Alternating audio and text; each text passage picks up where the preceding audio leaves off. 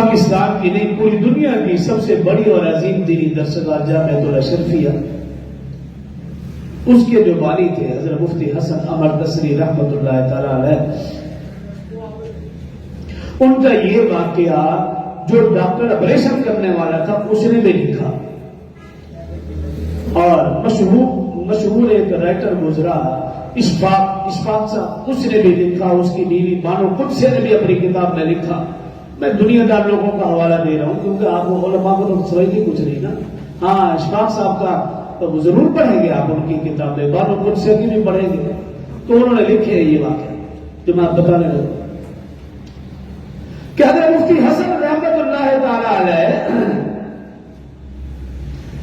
ان کو شوگر تھی، ڈاکٹروں نے کہا بھی آپ کی ٹانگ کاٹنی پڑے گی، لیکن اس کے لیے آپ کو بے ہوش کرنا پڑے گا انجیکشن لگا کر۔ تو حضرت مفتی حسن رحمہ اللہ فرمانے لگے بھی یہ جو انجیکشن والی بات ہے یہ تو درست نہیں ہے، کیوں؟ میں ہر وقت اللہ کے ذکر میں مشغول رہتا ہوں، جب انجیکشن لگاؤ گے تو اس دوران میں تو غافل ہو جاؤں گا، لہذا یہ مجھے برداشت نہیں ہے۔ تو ڈاکٹر کہنے لگے تو پھر اس کے علاوہ کوئی حل بھی نہیں، جب تک انجیکشن نہیں لگائیں گے تو ٹانگ کاٹنا کوئی معمولی عمل ہے، یہ کوئی چھوٹا آپریشن ہے، کئی گھنٹوں پر مشتمل ہے، اس کو وقت چاہیے، ٹائم چاہیے، انجیکشن کے بغیر کوئی حل نہیں۔ حضرت مفتی حسن رحمۃ اللہ فرمانے لگے میرے پاس حل ہے اس کا۔ تو ڈاکٹر نے لکھا اپنی کتاب میں، حضرت مفتی حسن رحمۃ اللہ فرمانے لگے میرے پاس حل ہے اس کا۔ ڈاکٹر نے پوچھا کیا حل؟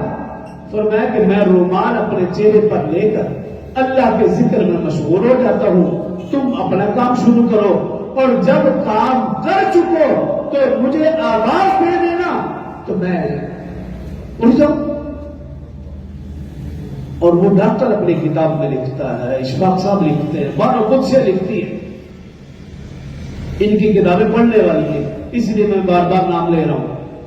کیونکہ دنیا دار طبقہ کہتا ہے کہ کیڑے مولوی کی کتاب پڑھی ہے، تم مولوی کو چھوڑو ان کی پڑھ لو، یہ تو تمہاری کمپنی ہے نا۔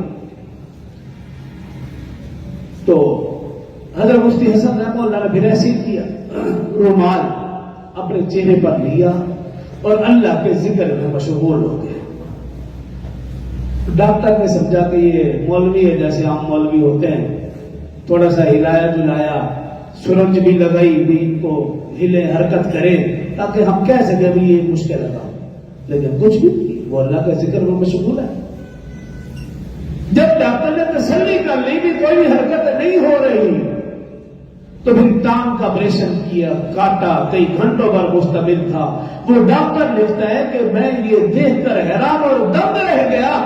جتنا بھی میں آپریشن کے دوران دیکھتا رہا کہ آپ اپنے ذکر میں مشغول رہے، سانس بھی چل رہا ہے، سب کچھ ہر چیز بحال ہے، لیکن آپ کو تکلیف محسوس نہیں ہو رہی۔ آپریشن مکمل کرنے کے بعد، پٹی باندھنے کے بعد پھر آواز دی کہ حضرت آپریشن مکمل ہو چکا، تو حضرت نے اپنا رومال سر سے اپنے چہرے سے ہٹایا اور کہا مکمل ہو گیا، اور کہا شکر الحمدللہ۔ یہ لاہور کا واقعہ ہے، حضرت مفتی حسن رحمہ اللہ جامع شفیع کے بانی، یہ ان کا واقعہ ہے۔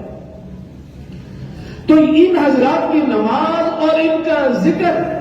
اور یہ واقعات بتا رہے ہیں کہ صحیح معنوں میں نماز ان کی تھی، صحیح معنوں میں ذکر وہ کیا کرتے تھے، میرا اور آپ کا ذکر کا دکھلا ہوا